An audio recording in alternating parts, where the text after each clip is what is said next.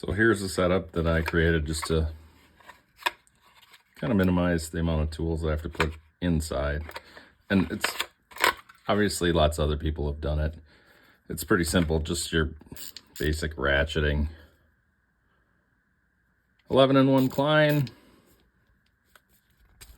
Then, you know, you got your pass-through socket set. And then you can flip these around. I'm sure we've all seen these. You know, you got that. You can obviously use this with, I run a Makita. So, you know, this is impact rated.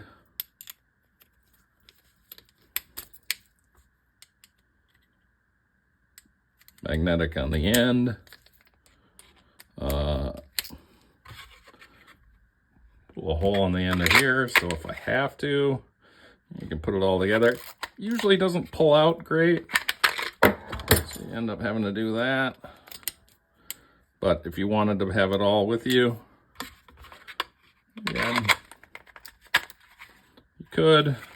I'd recommend like that to remove it.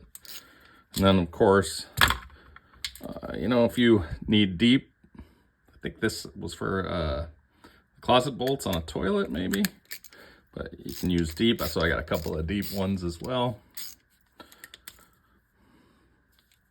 Again, you could hook that up. I think I was using it on my Makita impact driver. Got all your, but pretty good for tightening down toilets. So I think I got 2 of those. Yeah, I got a separate anvil for this one. I don't think these will fit. Yeah, those won't go through. Well, sort of do. Probably get stuck in there. Yeah, that's what I figured. So kind of got to wedge those out. So not great for the holster there, but so yeah, that's the basic.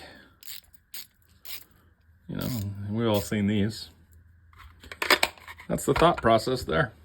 Oh, and I got one of these Alta clips, so these things will tighten down on just about anything.